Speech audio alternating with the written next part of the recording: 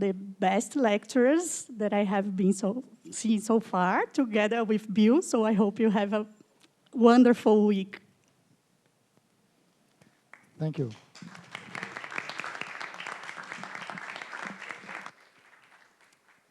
For the record, Bill is my favorite, so yeah, I'll give it a try. So thank you all for being here. Thank you. I would like to thank the organizers for a nice invitation. It's always very nice to be back in my hometown, and back here at ICTP-SAIFR, which has a very nice venue and has this very rich history of very nice schools.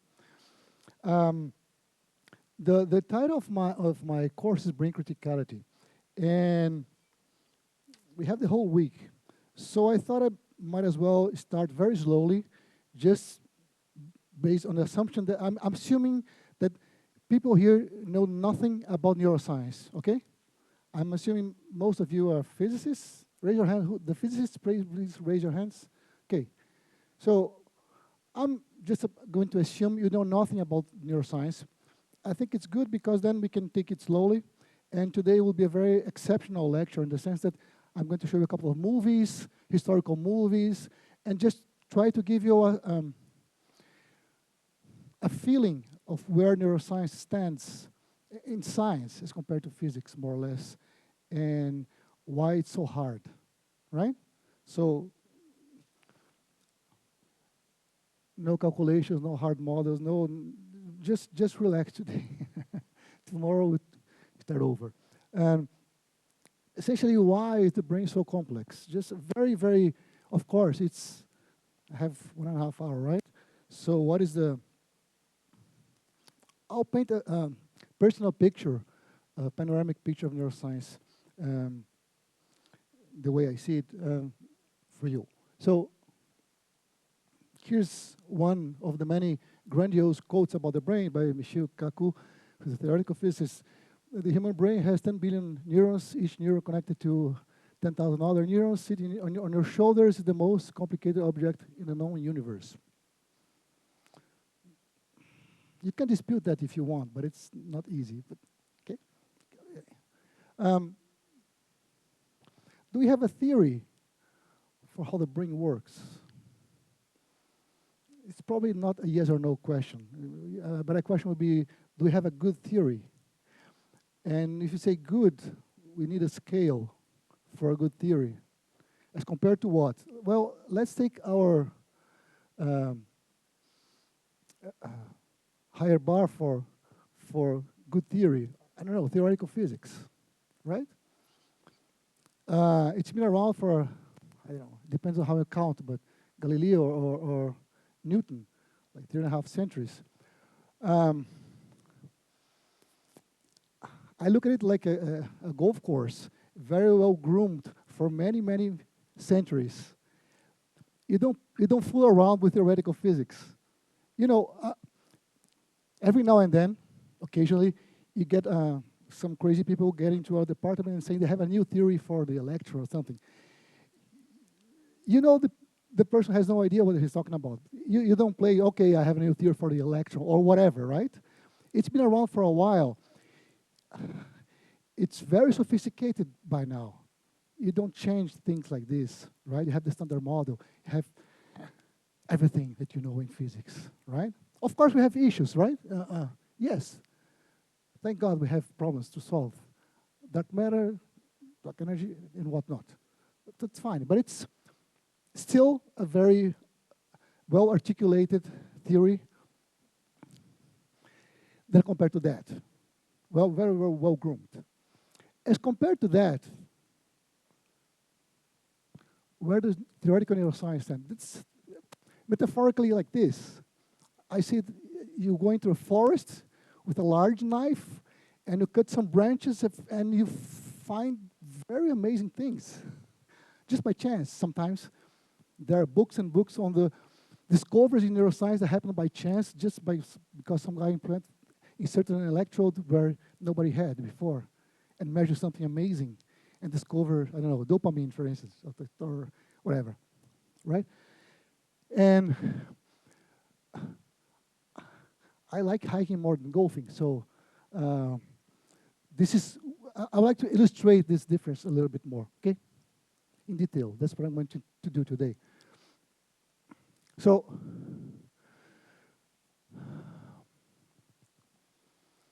let's say it started with Newton.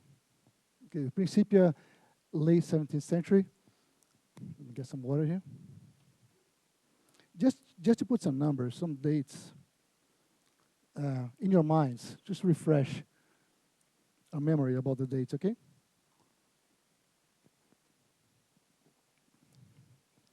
$350 years, or less. And then,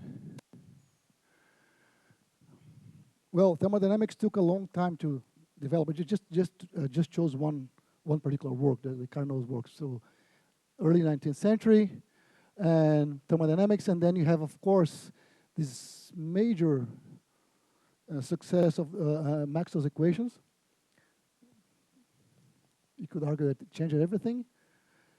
Thomson discovers the electron, and then you have Planck and the birth of quantum mechanics, 125 years ago.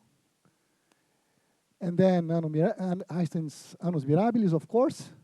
Nobody can forget that. And then everything else. I mean, a lot of stuff happened. You have the whole development of condensed matter physics in the 20th century and the Standard Model. Just to give you a half a slide, a glimpse of physics, right? So we can refresh our memory on the dates. And you do your PhD, you have to take graduate courses, which covers all those things and many things here, etc.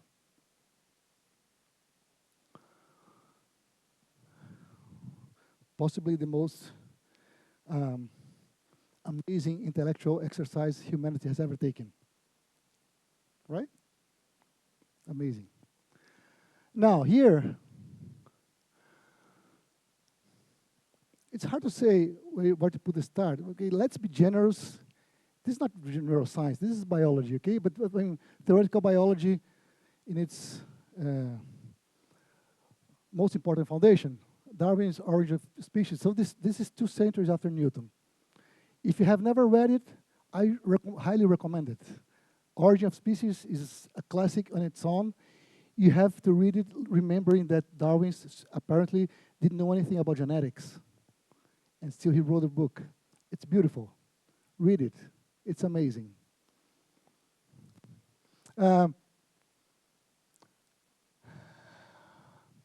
then I would like to just select Nobel Prizes in physiology or medicine, just because if they got a Nobel Prize, it's because it was important, right? To some extent. So, 1906, I think it's the first Nobel Prize for Golgi and Ramon y Cajal for discovering that the brain is made of cells, and these cells are called neurons. I know you may read this and go, come on, it's obvious. Well, yeah, today it is. But it wasn't until the early 20th century. The brain is made of cells. This great tissue we have, this thing we have inside our skulls. 1963. For you young guys, it looks like a long time ago. My mother was 20, okay? So it's not so old like this. Nobel Prize for Hodgkin-Huxley, how one neuron spikes, how to describe mathematically the biophysics of the membrane potential of neurons. It required technology developed in World War II. Before that, people couldn't do what they did. I'm going to show the video soon. Oh boy, this thing is... 1970.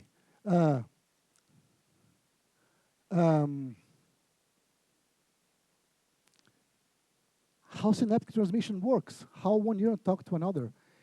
That try to make a parallel with physics. This is like discovering the electron or something. No, this one, right? What neurons are, and this is like discovering how they interact. But the electric field has been known for a couple of centuries. This is from the late 20th century, okay? Snap transmission. And then in 81, for instance, I chose this one for no particular reason, just because I like the movies I'm going to show you. Hubble and Wiesel, showing how information processing occurs in the CAT visual system. And I'll show what you see what kind of technology was used, but quite recently. At the turn of the century, he got a Nobel Prize for Eric Kandel for showing that learning has to do with synaptic change, experimentally. This is 25 years ago. Some of you were born. Okay? So there's a difference in status in where those two domains are, right? In terms of maturity, scientific maturity. And this is why I think it's so nice to work on this field, because there's a lot to be done. There's a huge amount of data nowadays available, and lots of theory to be done, and lots of opportunities for physicists, mathematicians, and people from the exact science to delve into this field.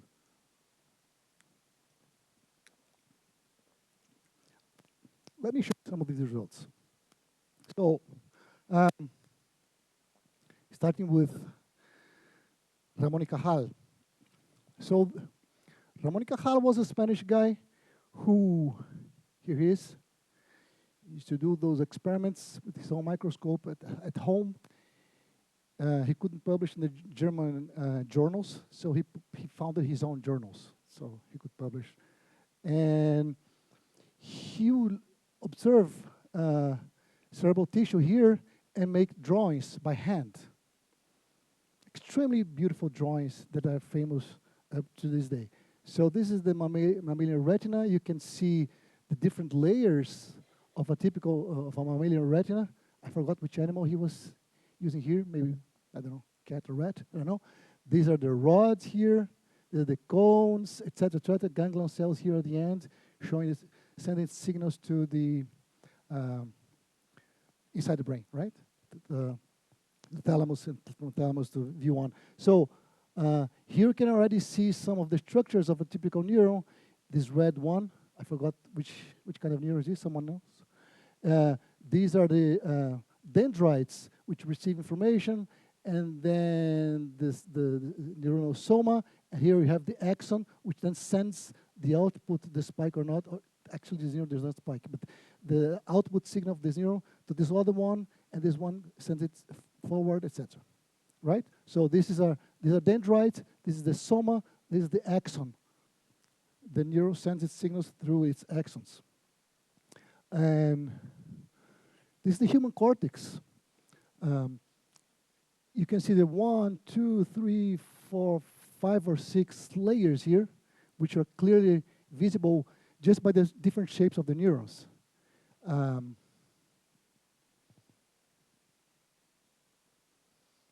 Here's the fabulous Purkinje cell of the human cerebellum, which has this huge, enormous dendritic tree. I think it's one of the the largest ones that we have in nature. Which this kind of neuron appears in the cerebellum, and then you have the soma, and then the dendrites, etc. Okay.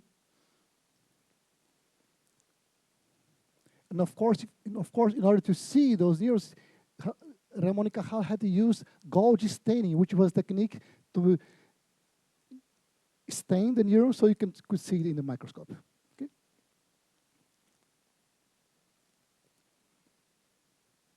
Okay, let's jump then half a century to look at what this guy did. I'm going to focus on Hodgkin Huxley here. How one neuron spikes. This is not working very well. So this guy essentially explored the discovery that had been made of the giant squid axon for a couple of decades before. So the giant squid axon is axon of a squid, which is the giant. The giant here is for the axon, not for the squid, okay? The squid is a normal squid, I'll show it in a movie. The axon is giant. It's like 1 millimeter across in diameter. It's completely outside the scale of typical axons. And I like this movie very much because it's a historical movie. Please appreciate what it took for these guys to get the Nobel Prize in '63, okay? I hope the audio works. I think it will.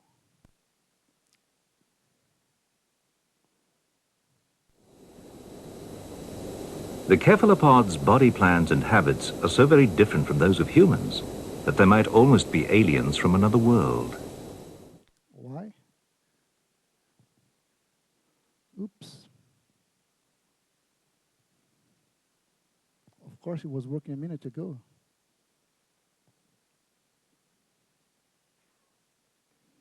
Okay.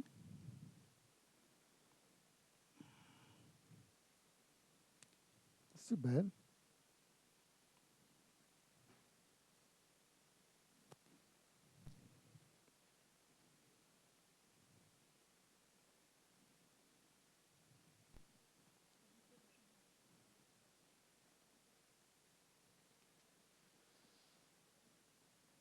Mm-hmm.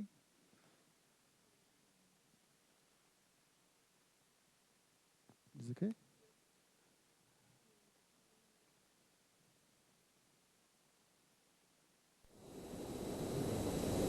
The cephalopods' body plans and habits are so very different from those of humans that they might almost be aliens from another world. So perhaps it's not surprising that it took a long time for scientists to discover that there are fundamental similarities between the nervous systems of cephalopods and vertebrates. Yet it was the recognition of a useful difference in their nervous system which enabled scientists to undertake research that has led to a growing understanding of the mechanisms controlling our own nervous system. The breakthrough concerned the nerves that control the contraction of the mantle muscles used in jet propulsion. As this archive film shows, by simultaneously contracting its mantle muscles, even a moderately sized squid can eject a huge amount of water with great force.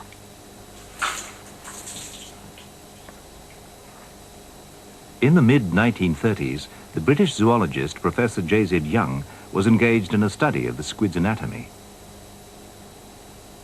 Young observed an array of large tubular structures, each as much as a millimeter in diameter, in the squid's mantle. As these structures were never filled with blood, they could not have been blood vessels. From their similarity to surrounding nerve fibers, Young thought they must be single neurons, giant axons, that transmitted nerve impulses from a concentration of nervous tissue, called the stellate ganglion, to the mantle muscles.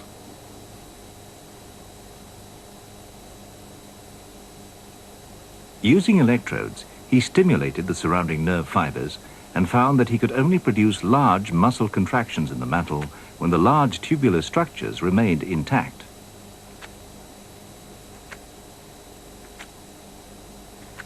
So, these were indeed giant axons. Scientists quickly appreciated the significance of Young's finding, for here at last was an axon large and robust enough to investigate with the techniques available at the time, and one that survived for several hours when isolated from the nucleus.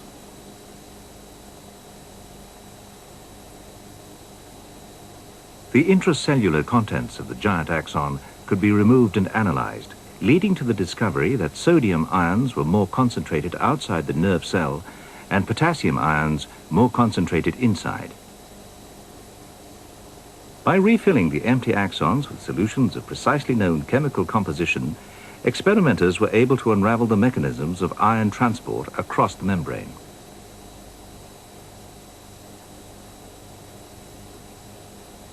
The giant axons are large enough and robust enough for fine electrodes to be inserted through the cell membrane and into the axoplasm.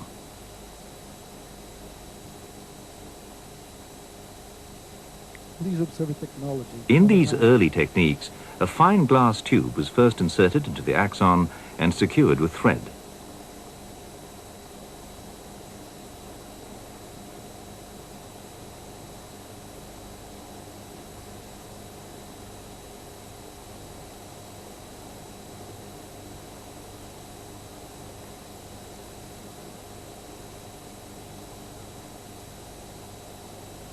Then the tube was used to introduce a fine wire electrode from which the voltage between the inside and the outside could be measured.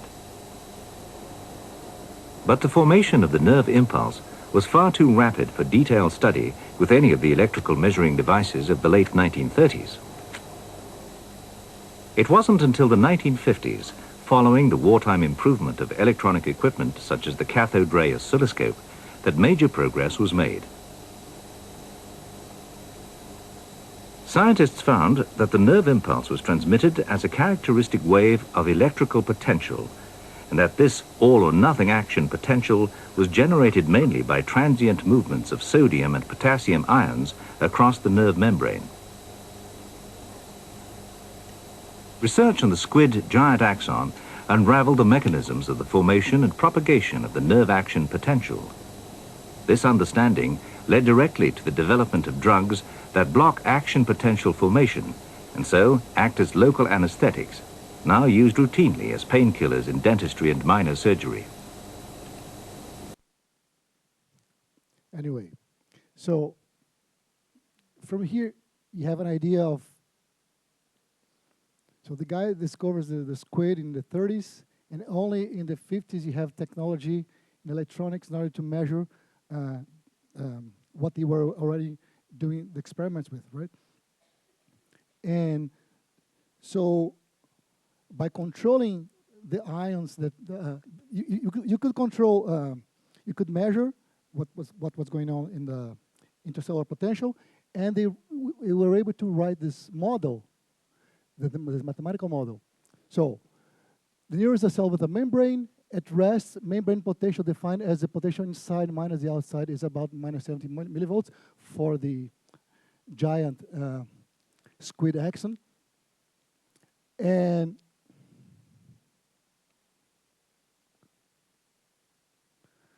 you have ion channels in the membrane that may allow currents to pass, and these channels have a resistance which is sensitive to the voltage. So it's not a fixed resistance. It's a variable resistance which can be controlled by the voltage. And moreover, ion channels can be specific. So some of them will only let sodium channels go through, others only potassium channels, others are non-specific, right? And you have potassium channels in the Hodge-Huxley model controlled by some activation variable N, which you can think of as a probability of having this channel open, for instance. And sodium channels are more complicated. They have some activation variable M and some inactivation variable H. So I'll try to walk you through this model very slowly and panoramically, and then I show a movie again to show you all those things happening, like the ordinary differential equations shown in the pictures.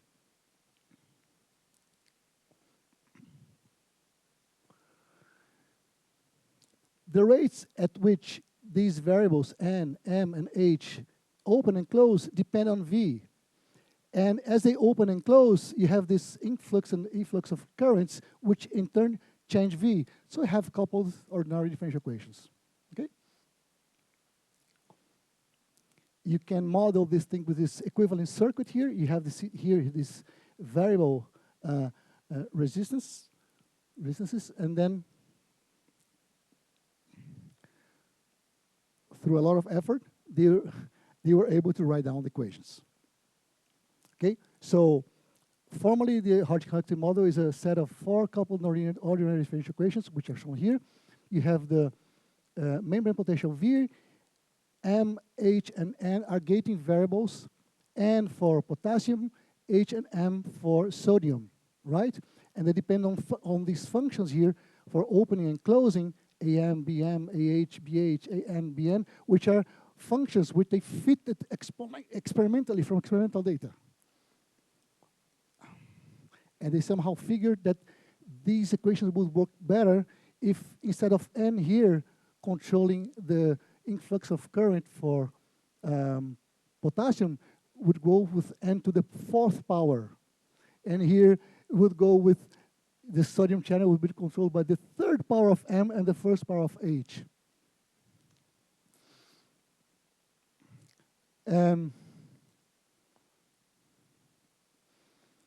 If you fix the voltage here and look what happens with the potassium channels, you see that the more depolarized the membrane potential, the more the potassium channels open. There's more potassium inside the cell than outside. If you open these channels, potassium goes out. Potassium is a positive ion, so potassium goes out. The membrane potential gets more negative.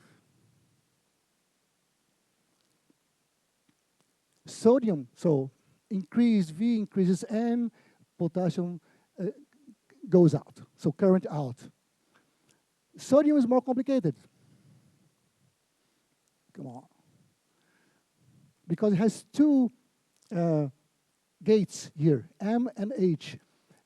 And if you raise and keep raised the membrane potential, sodium channels initially open and then they close. Okay? The C is outside the cell, NaCl, okay? So salt is outside the cell. You have more sodium outside. So if sodium channel opens, sodium comes in. And therefore, depolarize the membrane. V gets more positive, right? These time scales here, these time scales are faster than these ones. So here this is called a voltage clamp experiment, in which you fix the voltage. You need electronics to do this, which you had after World War II, not before. And then you have this. But of course, in real life, the voltage is not fixed. It depends on everything that's going on. So you put all these things together, what do you obtain? You obtain this thing here. Here, I'm showing the depolarization of the membrane. I'm showing membrane potential as a function of time. And you see that this membrane, V goes up. Why? Because sodium is going in. But then, sodium channels then close. And potassium channels on a slower time scale is starting to open up. So potassium is going out, therefore making V goes down again. Here, it's called repolarization. And then, since potassium channels are still open, potassium keeps going out more than it should. And then this membrane potential overshoots here, goes down, and then goes up again. So this is, with a lot of hand waving, what the Hodgkin-Huxley model is doing. And the most important thing is not shown, I apologize for that, which is the time axis here. This lasts about 1 millisecond. That's the time scale of neuronal spiking. Okay?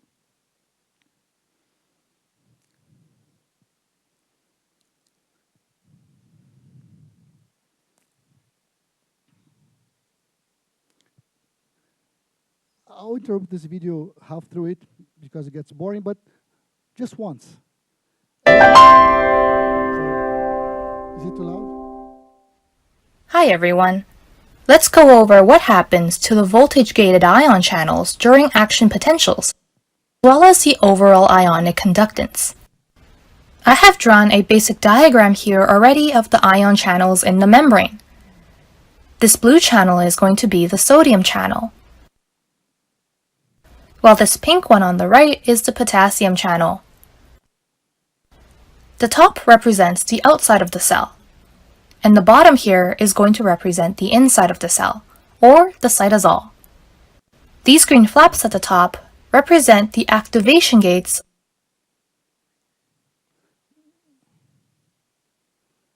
I'm looking for this thing here. It doesn't allow me to control. Yeah, for volume.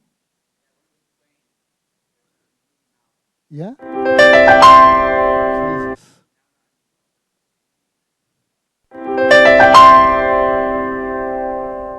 Here. Hi everyone. Let's go over what happens you. to the voltage-gated ion channels during action potentials, as well as the overall ionic conductance. I have drawn a basic diagram here already of the ion channels in the membrane. This blue channel is going to be the sodium channel, while this pink one on the right is the potassium channel. The top represents the outside of the cell, and the bottom here is going to represent the inside of the cell, or the cytosol. These green flaps at the top represent the activation gates of both the sodium and potassium channels, while this little ball at the bottom represents the sodium inactivation gate. I have also drawn the corresponding graph of voltage versus time on the left. Let's start with the resting state. When no action potential is firing, both of the activation gates are closed, while the sodium channel inactivation gate is opened. No ions are flowing through these channels, and the voltage remains at roughly -70 millivolts. During this initial depolarization here caused by graded potentials, a very small portion of sodium channels would open their activation gates to prepare for the depolarization phase at threshold. At rising phase, or depolarization, all of the sodium activation gates eventually open due to the depolarizing membrane. Here, there is a positive feedback loop. The more the membrane depolarizes, the more sodium channels that open up, which causes more sodium to go into the cell and further depolarize the membrane. The sodium activation gates open very quickly, which aids in the sharp increase in membrane potential. This rapid depolarization can be seen on the voltage graph, where the voltage very quickly ramps up from threshold. The voltage goes to about +40 millivolts at the top here. At falling phase, or repolarization, the time-dependent sodium inactivation gates start to slowly close. At the same time, the potassium activation gates open. This causes potassium to start flowing out of the cell, as well as sodium to stop entering the cell. Both of these result in a rapid repolarization, where the membrane potential becomes more negative. In the refractory period, or after hyperpolarization phase, the activation gates of the sodium channels close, while the potassium activation gates remain open. This causes the slight dip below resting membrane potential seen here called the undershoot. The voltage at the bottom here is roughly -90 millivolts. After some time, the inactivation gates of sodium channels start to slowly open back up, while the potassium activation gates close. This allows the membrane potential to return to resting state. This step also officially resets both of these channels so that they are ready for the next action potential. Okay, that's enough. Okay, so this is in pictures what's going on and what the Hodgkin-Huxley model describes. If you noticed, what happened in this process from here, and back to here is that sodium came in and potassium went out.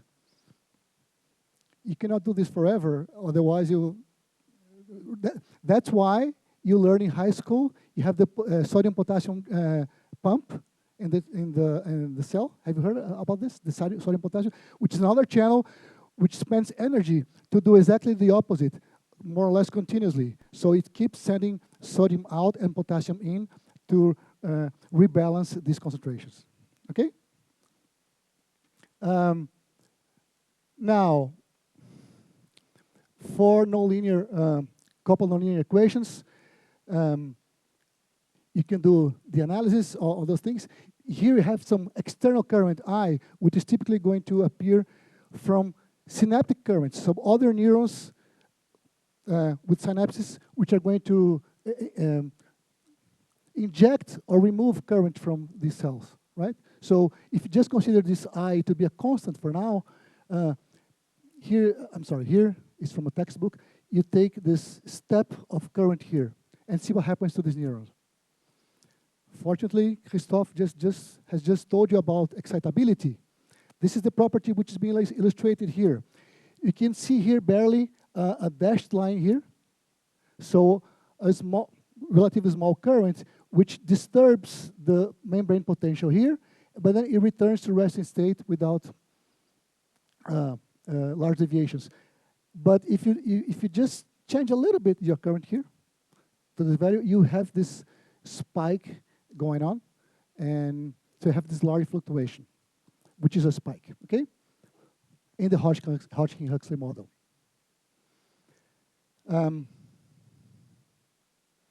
This is the property of excitability, and this is the HH model, and this is experimental result measured by oscilloscope.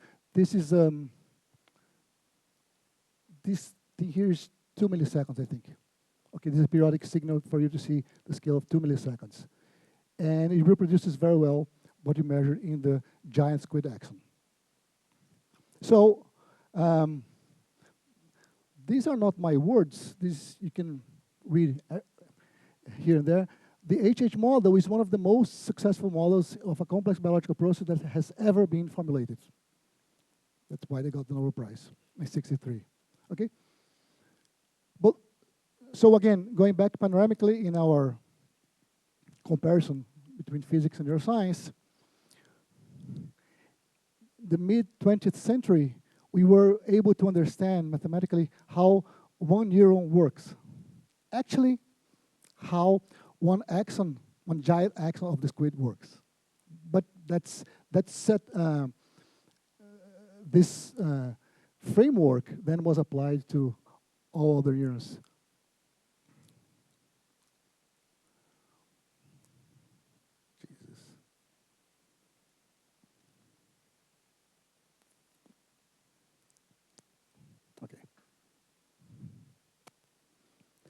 As a function of the size of the step current, if you now keep it on, after you turn it on, you have nothing, and then if you increase the size of your step, you have one spike. If you increase more, you have a longer sequence of spikes. Eventually you have a transition, and this guy starts spiking periodically. So you have a bifurcation, right? I don't know how many are you familiar with, if you're familiar with bifurcations, but it's a qualitative change in your system. So essentially, I think Christophe talked about bifurcations as well, I mean, directly or indirectly. Essentially, as a function of the current, which you put here in the step, you can have a fixed point, which is like this thing here, or this thing here, it's a fixed point. And if you increase it enough, you have this dashed line, means that the fixed point is unstable. You have oscillations, repetitive firing.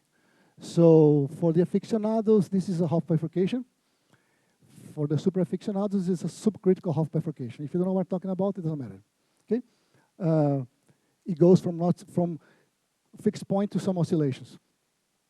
And here, of course, your phase space is four-dimensional, but you can project into dimensions like n and v, and you can see here a fixed point in one case, and for larger currents, you have this limit cycle, which corresponds to repetitive spikes. These guys here. Oh, okay. So this thing here corresponds to a spike which goes up and down like this. Fine. So this is the extremely successful Hodgkin-Huxley explaining how the giant squid axon dynamics works. Of course, there are complications and limitations. This is a modern textbook figure showing that actually nowadays you can measure single channels, right? And the deterministic description of the gating variables N, M, and H that I showed you with ordinary differential equations is actually an approximation for a very large number of ion channels. If you look at single ion channels, you see that they open or close. So it's like a mean field equation, if you want, taking the average of these channels.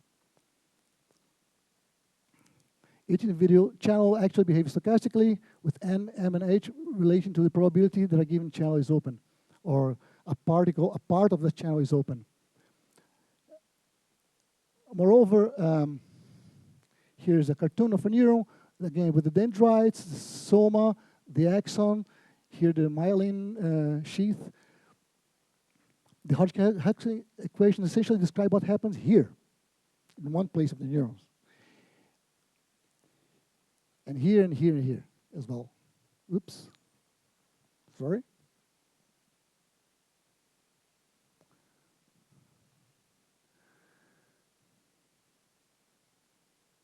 Here and here. If one wants to describe the full behavior of one neuron, then this conductance-based models, this conductance-based approach that Hodgkin introduced has to be adapted to each region. You have to, if you want, you have to describe the neurons as a spatially standard system, right? So we have to introduce equations for this region and this one and couple all of them, and you get a detailed model of one neuron, if you want. I won't do that.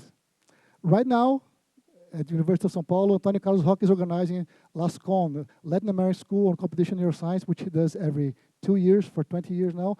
It's a fabulous school, only dedicated to that kind of thing, okay? To computational neuroscience. It's a 4-week training school. I recommend to everybody. It's very nice. Many people here have taken part. And there you learn this how to do this, which I'm not doing. Okay, so 63, Hodgkin-Huxley unveil how one neuron works mathematically. In 1970, you have this another Nobel Prize for understanding how one synapse works. So here you have one neuron, and then it spikes. This spike, because of the refractory period, does not go back, it goes forward, and then comes here. At the end of this axonal terminal here, you have a zoom. This is the axonal terminal of this cell, and you have the dendritic terminal of this postsynaptic cell, and you have a synapse here. And this Nobel Prize for understanding was for understanding how this thing works. What is a synapse? Okay? Again, it's, if you read about neuroscience or in the newspapers, people talk about these neurotransmitters all the time. But it's very recent. Oops, sorry, not yet. So here I'm illustrating, this is again, just one of regular textbook description of this thing. When this guy is a presynaptic neuron spikes, you have some action potential arriving here, so you have the depolarization of the membrane. Remember, it goes up and down. When it goes up, you have some voltage-gated channels here, which open because the membrane potential goes up and lets calcium ions in. Calcium is a major signal for cells, and then these vesicles here, which are inside the neuron, containing neurotransmitter, sense this calcium, go to the surface, do this exocytosis phenomenon in which the surface here is here. The vesicle comes from the inside and opens up like this and throws away its neurotransmitters. These neurotransmitters then diffuse here, but this is the called synaptic cleft. They don't have much space, so they diffuse, and they eventually find these receptors in the postsynaptic neurons. They bind to the appropriate receptors, and by binding the appropriate receptors, they cause channels in the postsynaptic cell to open. Which channels? It depends on the neurotransmitter, and it depends on the channels. Right? Here, another 3D movie for this thing. Let's hope it's not too. A chemical synapse is a special junction between two neurons that allows them to communicate without being physically connected. A synapse has several structures. The presynaptic neuron ends in a small bulb called the presynaptic terminal. The postsynaptic terminal membrane is directly adjacent, separated by a small space called the synaptic cleft. An action potential causes voltage-gated calcium ion channels to open in the presynaptic terminal. The influx of calcium ions prompts synaptic vesicles to release neurotransmitters via exocytosis. This neuron is releasing acetylcholine. The neurotransmitter quickly diffuses across the synaptic cleft. Two acetylcholine molecules bind with one ligand-gated sodium channel at the postsynaptic membrane, opening the channel. When enough sodium ion channels open, the postsynaptic cell depolarizes and the action potential continues along the neuron. This is one example of an excitatory synapse in which the ions that were allowed by the synaptic interaction were positive ions, in this case, sodium. It opened for sodium, and therefore depolarized the postsynaptic neuron. But it doesn't have to be like this. There are many types of neurotransmitters and many types of synaptic receptors. Many, like tens, hundreds maybe, I don't know. It's hundreds of synaptic receptors, types of different synaptic receptors, and perhaps tens of neurotransmitters. Depending on the type of neurotransmitter release, a given presynaptic neuron is said to be excitatory or inhibitory. For instance, the typical case, the most common case of an excitatory synapse is one in which the neurotransmitter releases glutamate, which then will bind to receptors in the postsynaptic neurons and will open for sodium to go in. Sodium depolarizes this membrane, and this will cause in the postsynaptic neuron this so-called excitatory postsynaptic potential. You see, it's a couple of millivolts. Perhaps not enough to make it spike. Perhaps it will.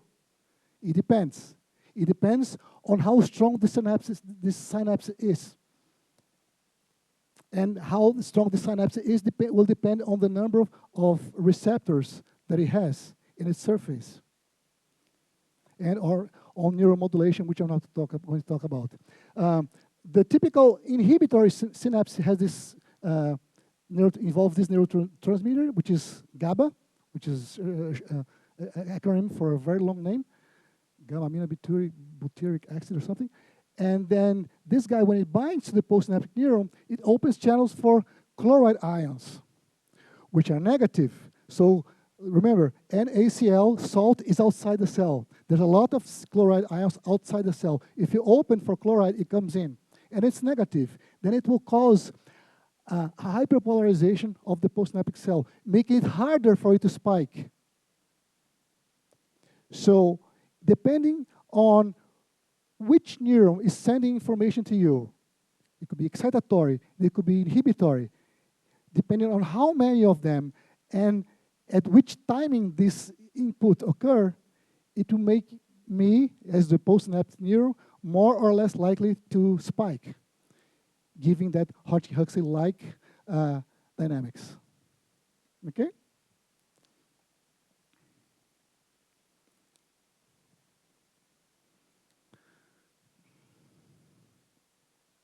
Okay.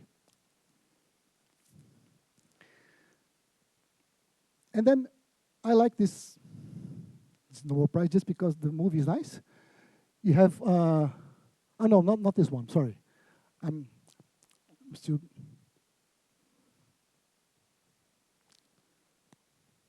there you go, now we're talking, okay. Hubbel-Wiesel. Nobel Prize for 81. I was in 4th grade, okay? I was born. You were not but your parents were born. So,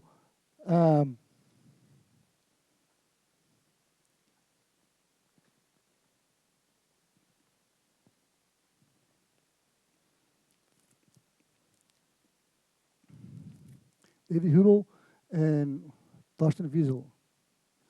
Jeez, not working.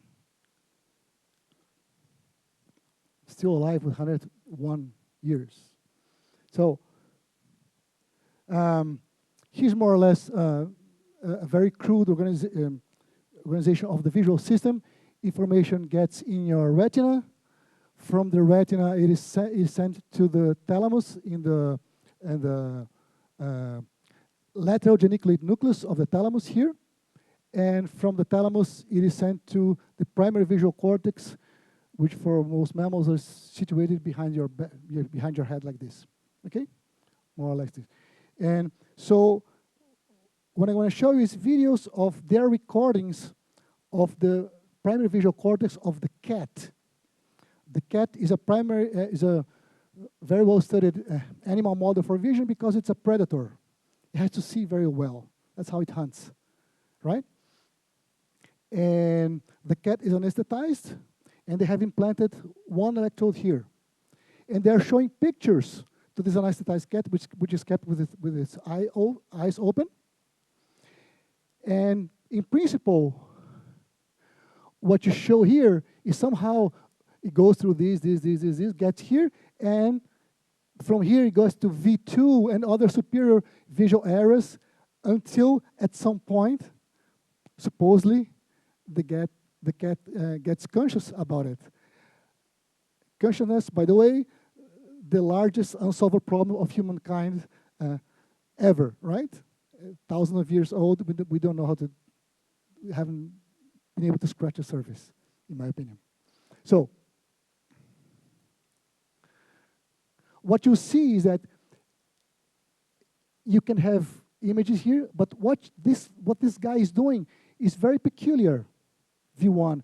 Information is being processed and transformed along this pathway in such a way that neurons here behave in a very specific shape.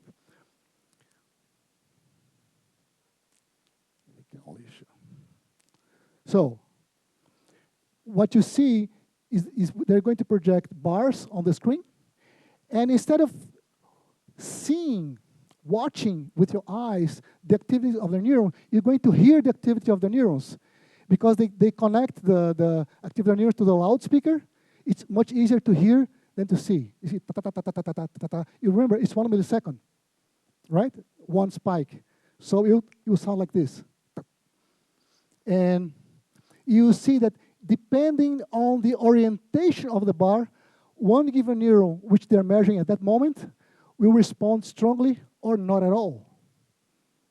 So neurons in the primary visual cortex are responding not anymore to one part of the image, but rather to contours and orientations of the contours of the images you are seeing. And that was Nobel Prize worth in 1970, okay? Again, I'm doing something wrong here.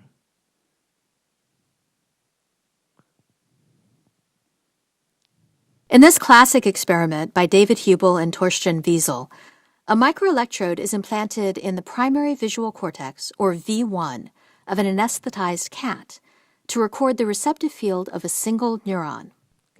A bar of light is shined on various locations in the cat's visual field. The microelectrode is connected to a speaker so that each action potential is registered as a clicking sound. The neuron fires vigorously to the onset of a bar of light at about 45 degrees. This firing pattern of the neuron is recorded by drawing X's along the bar's location. This is the on receptive field. In addition to the on receptive field, the neuron also responds to changes of light on the parallel space on either side of the X's. In this case, we hear clicking sounds when the light is turned off. These are the off fields of the neuron and are recorded as triangles.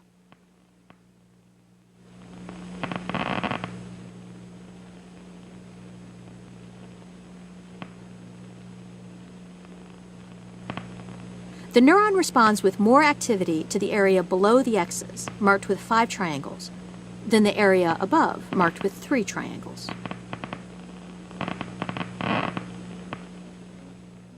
Each individual neuron has its own preferred orientation and region of the visual field to which it responds. In this cell's receptive field, lines of triangles, referred to as the off-surround regions, flank the X's, which are the on-center region. It's very selective, right? The orientation. The firing rate reaches a maximum only when the light is shined on the X's at the preferred orientation. Cells of the primary visual cortex with this type of receptive field and orientation preference are called simple cells.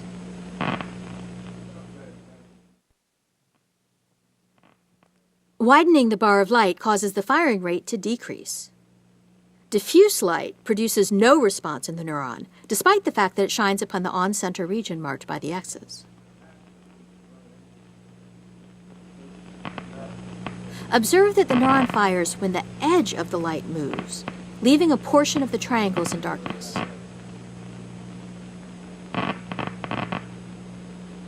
Compare this again to the diffuse light.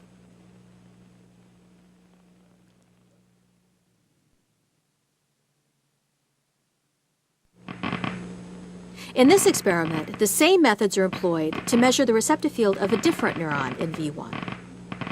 Different orientations are tested until one is found that triggers maximum neuronal excitation, indicated by the intensity of the clicks.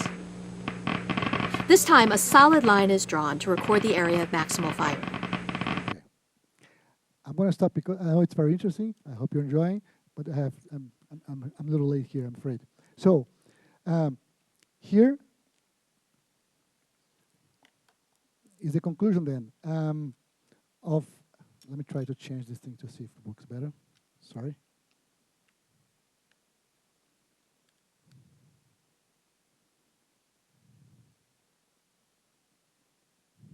Oh, thank you. Thank you so much. So people were beginning to understand what neurons were doing in one particular set of things, like visual cortex, primary visual cortex. Oh, so this is what they do. They detect edges and orientations, right?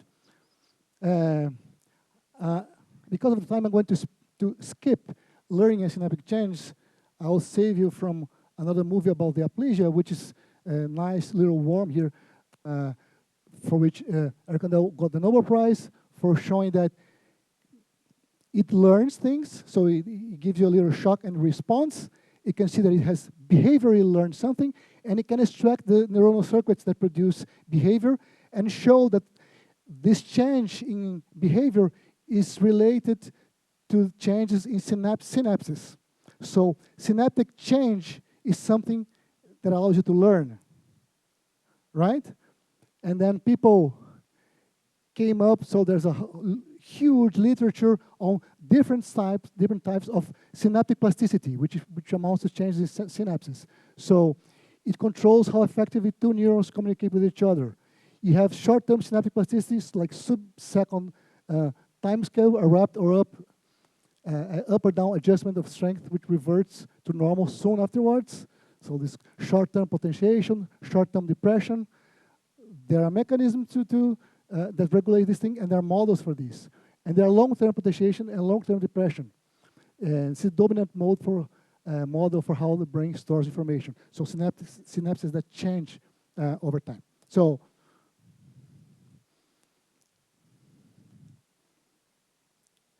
you're very young, you don't know how to ride a bike. And then you try, and you try, and you try, and you fall, and you try again, and you fall, and eventually you learn. What has changed? Well, synapses have changed. You have created new pathways in your motor system and your sensory system so that now you can do what you couldn't do before. The same applies for, I don't know, speaking Mandarin or solving quantum mechanics exercise, right? I'll skip this video. Too bad. You see the aplysia. So This is the status, I mean, this is the panoramic evolution of neuroscience as I cherry-picked. And how disordered this thing is. This is a cover of a book by Olaf Sporns, the guy who was very important in bringing network science, if someone is familiar from network science here to the brain. You have this diffusion tensor imaging tractography showing like how fibers go from one place to the other. So this axons going from one region of the brain to other region of the brain, right? This is from a human. There is some intersubject anatomical variability to some extent, right? But they will all show, let me switch this picture here now. They all show the same connectivity from the retina to the thalamus, from thalamus to V1. All those things will show the same thing, but not perhaps with the same strength, right? This is what you see in large scale. In small scale, you have this thing here, right? Like Ramon y Cajal already knew from the early 20th century. Beautiful drawings. If you try to redo this nowadays, I'm taking a 2012 paper, right? This is reconstruction, computationally reconstructed structure of 1, 2, 3, 4, 5 cerebral columns, microcolumns. 500 micron here, 2 millimeters here. You can, from this, construct a model which connects the excitatory neurons here, I'm sorry, the triangle excitatory neurons, and the inhibitory neurons of each layer to one another. So we have, here is reduced to 4 layers, so times 2, it's 8 neuronal superpopulation, depending on the cortical layer, and whether the neuron is excitatory or inhibitory. And you see that relative populations and connectivity are taken from experimental data. This is Potter's Dismal model from 2014. This is 10 years old, 12 years old, okay? And if you want, I'm trying to explain what kind of science you can do. Very different kinds of science you can do. But you can try to go to data, reconstruct in detail what you're seeing in your data. So you take this. There's order in the sense, for instance, there is no known connection from these inhibitory neurons in layer 2, 3 to inhibitory layers in layer 5. There are none to be found, right? And others like this. And there's disorder in the sense that the ones that exist are to some extent probabilistic to some, according to some rules. For instance, the Potter's Dismal model takes all these 8 populations and connect one with the other with probabilities, right? You include some lateral connectivity, you include some model for each neuron, you run this thing in a supercomputer, and you'll see what you get. This is one way of doing. It's very fine work. It's very excruciatingly hard work to do this. And then, what do you get? Well, you get simulated neurons, taking information as detailed as possible from biology. And you get, well, data. These are spikes. This is time. Each dot here is a spike in this neuron, and you can characterize its activity with firing rates, with I don't know, mean standard deviation and whatnot, and measure some kind of phase diagram, depending on how much background rate you put and the relative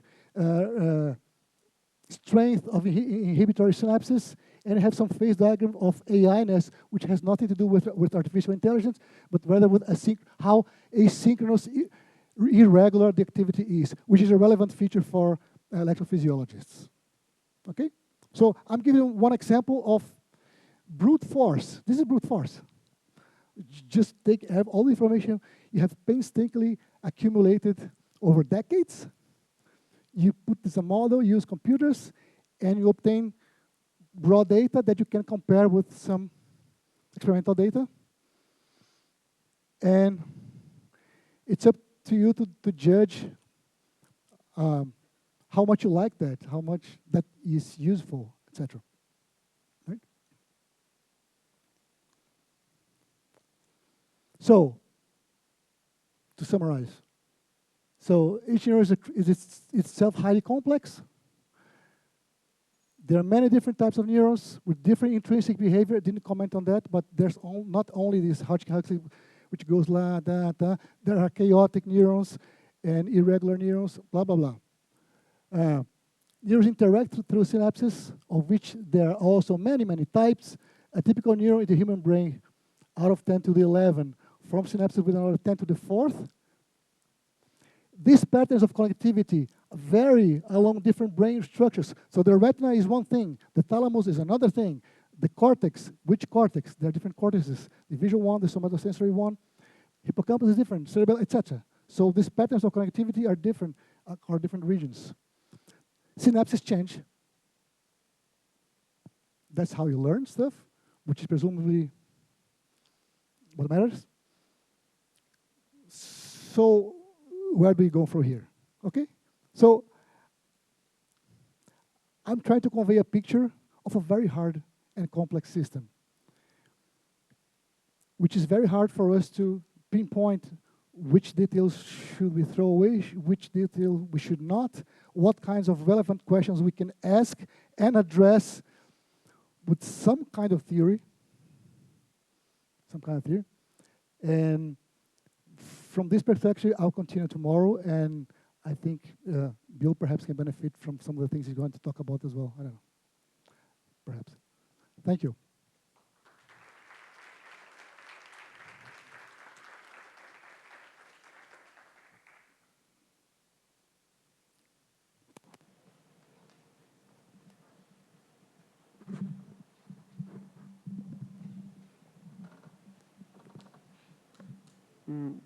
Thank you for the amazing lecture. I have a question about the ion channel that you talk about. You said that this is like a mean field theory, right? The one that they develop. I was asking about the stochastic noise. Perhaps, I don't know if there is like a theory that can explain this with stochastic methods. I don't know if there's one, like try to model the ion channel with stochastic calculus or something. I'm not sure it involves stochastic calculus, but a nice work that I know of, just by coincidence, is by Fernanda's other supervisor, Pedro Carelli, in his PhD back in the, I don't know, 90s or something, in which they just, here's the problem that they had. They had this problem, that they had measurements of the stomach, of the ganglion in the stomach of the lobster, which is another well-studied system, because it has like 20 neurons or something, a few tens of neurons, so you can map them all, you can build a circuit, and you can simulate, okay? And it's a very important circuit because the stomach is the organ with which crustaceans chew, right? They chew with their stomachs. And for some reason, so they were studying this circuit, and they remove one of their neurons and study only one neuron. And the neuron is chaotic, experimentally. It's chaotic. Ta ta ta ta ta ta ta ta ta ta. And they try to model this chaotic behavior. They take all the information they have about the ion channels and stuff, they run it, and the model was not chaotic. But experimentally it was chaotic, or apparently chaotic, I don't know. So what they do, they look at the fact that the neuron is finite, it has a finite number of ion channels, and each channel is stochastic. So they start modeling these stochastic channels, and of course, in the limit of a very large number of channels, the model behaves as it behaved in the ordinary differential equations, which is not chaotic, which is what we were observing before.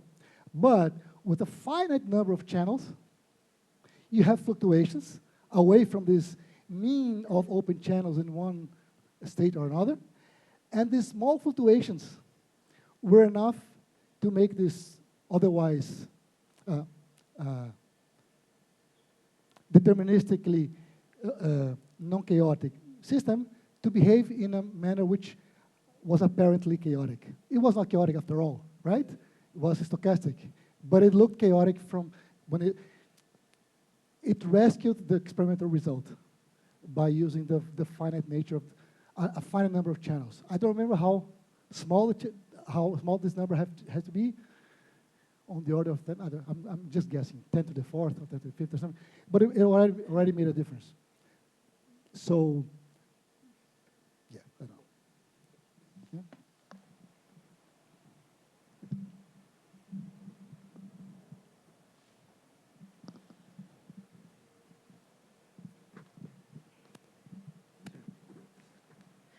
So I was wondering, you showed the cat's brain, and I'm sure there are many other models that you had skipped during the time. But I was wondering if you could look to, if it's worth it to look like in a reptilian brain, because I would guess it's more simple, or if they're so fundamentally different from the mammal brain that what you learn from there cannot be like extended for the human model or the mammal. Yeah, I think, well, what happened over time is that neuroscientists tended to converge to different animal models, depending on the questions they were asking, right? So the cat was especially good for vision because it's a predator. Mice, on the other hand, even though I'm going to show you results for vision of mice in my last lectures, but it doesn't see very well. Mice are to first order perturbation theory are animals which have sensor in their whiskers, their front paws, and especially the nose. That's what mice do. But mice are very good for animal models for memory. For instance, they put them in those mazes, and they measure what's going on in their hippocampus. And you have very good information from that kind of thing. Some things you can only do in humans. Language. But it's non-invasive, so you cannot use electrodes. You have to use EEG, or fMRI, or MEG, or whatever.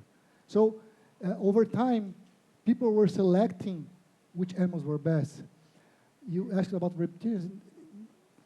Yeah, I was wondering about the reptilians because of the fear response, for example, because the mammal brain usually tries to find a group, and the reptilians usually stay still. So it's very different responses to a same stimulus. So I was wondering. What comes to my mind is infrared vision for reptilians. So they measure that for sure. Mm-hmm. The salamander is not a reptilian. The salamander is an amphibian, and they use salamanders for olfaction, just because of the anatomy.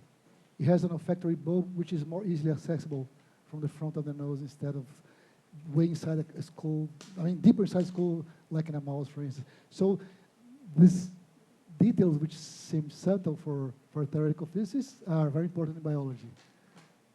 So I don't remember any other example about reptilians, sorry.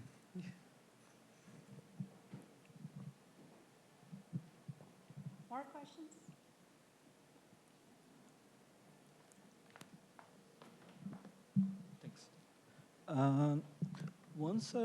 Well, there is this discussion about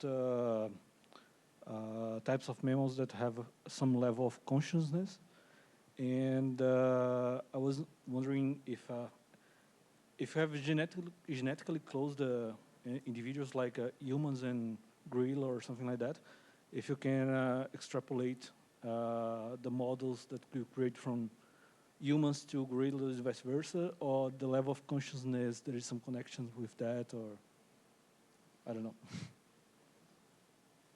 I love these questions because these questions are usually asked. You didn't do that, but some students come in. I'm sorry to ask this very silly question and then ask a question, but it's $1 million question. Nobody knows that, to the best of my knowledge. Look, very serious people are investigating for a very long time the issue of consciousness with different approaches, using information theory and whatnot. And it's a very hard question because it's a hard question to ask, let alone to answer.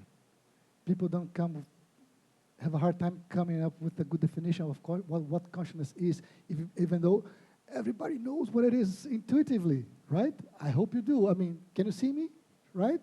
Can you understand what I'm saying? So this is one shape of consciousness. Does anybody think that this table has consciousness?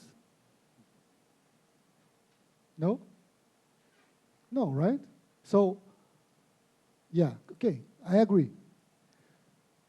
Do you have dogs at home? Does anybody have a dog? A pet? Do you think your dog is conscious? Raise your hand. We think your dog is conscious. Well, I think, so there's a line, right? We just don't know where it is. We don't know if it's continuous or not. People are making a serious attempt at that. But even for humans, what you call consciousness, here's a simple exercise. Suppose you are in a small town somewhere inland where they still have churches with bells, okay? And we're talking, and then it's 4 o'clock, the bell rings 4 times. You don't pay attention because we're talking. Or maybe you are on Instagram, even better, right? You're not listening to anything. You're on Instagram.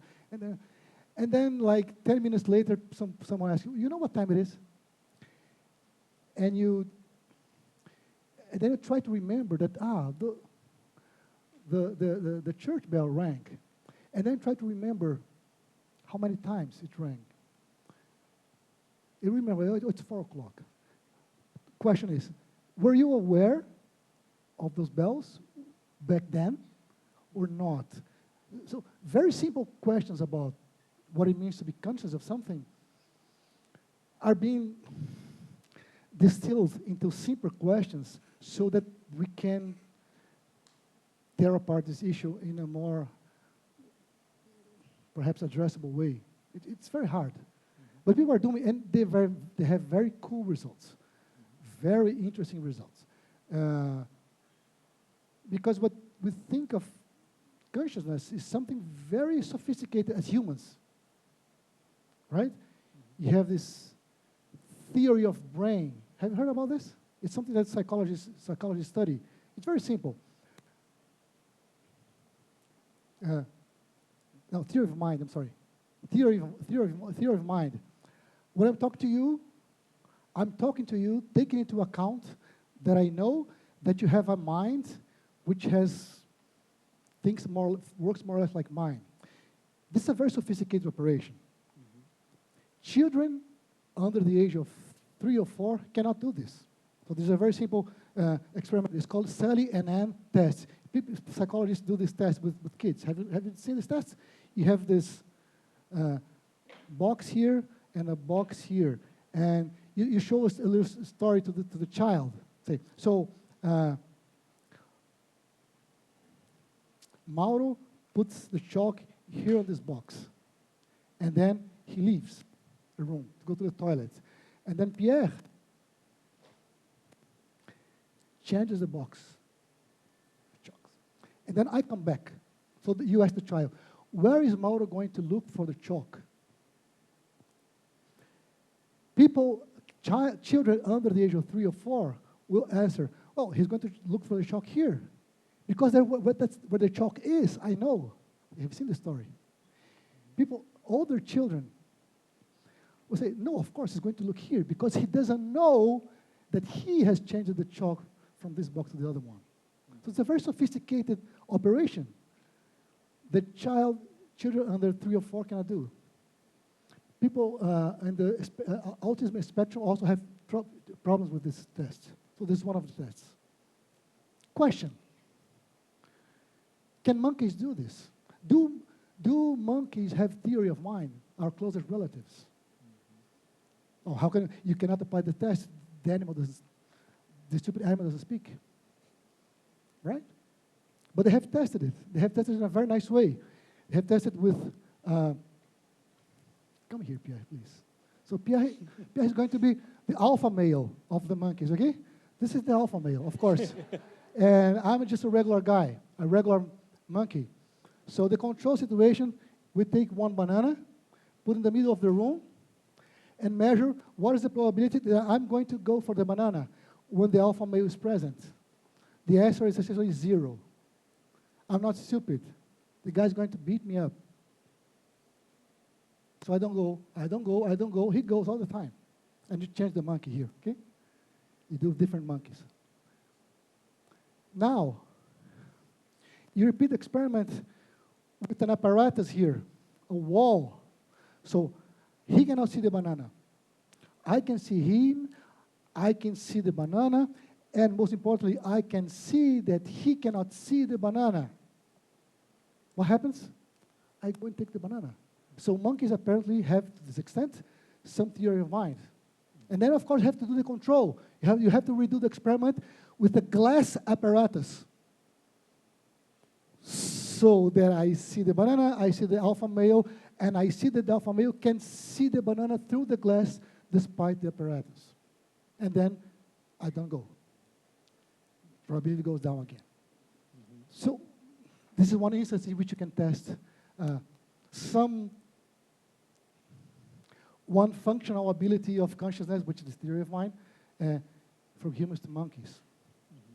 There are books about it, very nice books, but I cannot tell what consciousness is. I would bet on the dogs. To some extent, of course, right? Anyway, long answer to a very difficult question.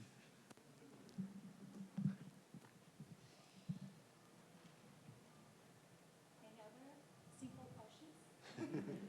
Yeah.